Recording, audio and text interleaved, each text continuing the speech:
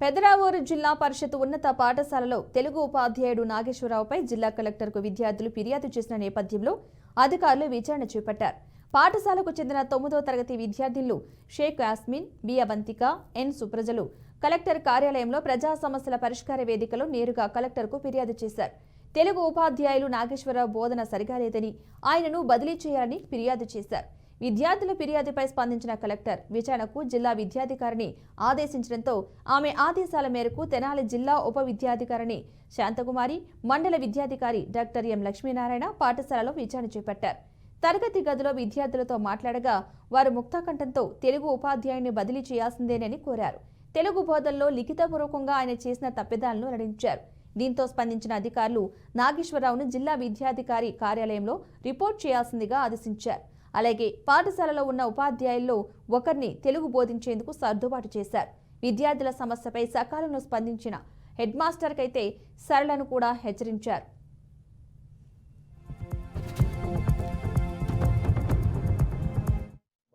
పెదరావూరు జిల్లా పరిషత్ పాఠశాల నుంచి 9వ తరగతి చదువుతున్నటువంటి విద్యార్థినిలు తెలుగు మాస్టర్ గారు నాగేశ్వరరావు గారు చెప్పేటువంటి పాఠాలు అర్థం కావట్లేదని చెప్పేసి కలెక్టర్ గారి దృష్టికి తీసుకెళ్ళడం జరిగింది.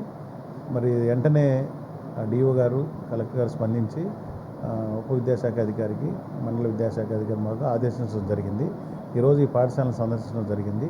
ఆ విద్యార్థులు చెప్పింది ఏంటంటే, ప్రధానోపాధ్యాయునికి కూడా గతంలో చాలాసార్లు మేము లెటర్స్ ఇచ్చాము, అయినప్పుడు కూడా మేడం గారు స్పందించలేదు అని చెప్పారు. మరి మేడం గారికి తెలియజేశాము, మీరు వెంటనే రెస్పాండ్ అవ్వాలి, మరి ఉప విద్యాశాఖ అధికారికి, డిఓ గారికి ఆ మాస్టర్ గారి యొక్క పరిస్థితి మీద తెలియజేయాలని చెప్పేసి చెప్పడం కూడా జరిగింది. అయితే ఆ మాస్టర్ గారి యొక్క స్థానంలో వేరే వారిని పాఠాలు ఎవరి చేత చెప్పిస్తే అర్థమవుతుందో వారిని కూడా నియమించడం జరిగింది. ఆ చర్యలు కూడా డివైఈఓగా నేను రావటం జరిగింది. సమస్య ఇక్కడ 9th స్టూడెంట్స్ తెలుగు పాఠాలు అర్థం కావట్లేదని నిన్న సోమవారం హానరబుల్ కలెక్టర్ మేడం గారికి ఫిర్యాదు చేయడం జరిగింది. వెంటనే డిఓ మేడం గారు ఈరోజు వెళ్ళి రివ్యూ చేయమన్నారు నన్ను. ఆ మేడం గారు చెప్పటం వలన నేను ఈరోజు రావటం జరిగింది. మరి పిల్లల క్లాస్ రూమ్కి వెళ్ళాను. ముందు క్లాస్ రూమ్కి వెళ్తే పిల్లలు ముక్త కంఠంతో మాకు ఆ మాస్టర్ వద్దు, మాకేం చెప్పడం లేదు, మాకు వేరే టీచర్ గారిని వేయండి అని చెప్పడం జరిగింది. ఇక్కడ 3 టీచర్స్ ఉన్నారు. 3లో రాజేశ్వరి మేడం గారిని మాకు పంపిస్తే మాకు బాగా అర్థమవుతుంది, అర్థవంతంగా చెబుతారని పిల్లలు అభిప్రాయం వ్యక్తం చేసినారు. ఆ ప్రకారమే పిల్లల యొక్క ఇష్టం ప్రకారమే మరి మేడం గారిని, రాజేశ్వరి మేడం గారిని ఆ క్లాస్కి కేటాయించడం జరిగింది, 9th క్లాస్కి.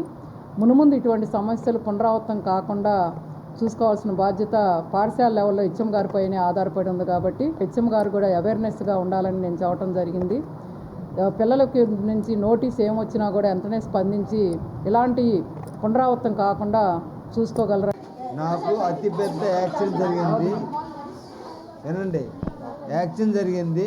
నాకు ఏం తెలియదు, చక్కగా పాటలు నిదానంగా చెబుతున్నాను, సబ్జెక్ట్ చక్కగా చెబుతున్నాను, కానీ వాళ్ళకి అర్థం కావట్లేదని కంప్లైంట్ ఇచ్చారు. కంప్లైంట్ని కొంచెం నిదానంగా చెబుతున్నా, వేగంగా చెప్పడానికి నాకు యాక్సిడెంట్ జరిగిందని ఆరోగ్యం బాగాలేదని వాళ్ళకి తెలియదు కదండి. నాకు ఆరోగ్యం తక్కువ అండి, 3-4 ఏళ్ళు అవుతుంది. ఆరోగ్యం తక్కువ కాబట్టి నేను నిదానంగా చెబుతున్నా, అంటే నిదానంగా సిలబస్ పూర్తి చేస్తున్నా, నోట్సులు రాస్తున్నా, వాళ్ళకి నచ్చట్లా. అందుకే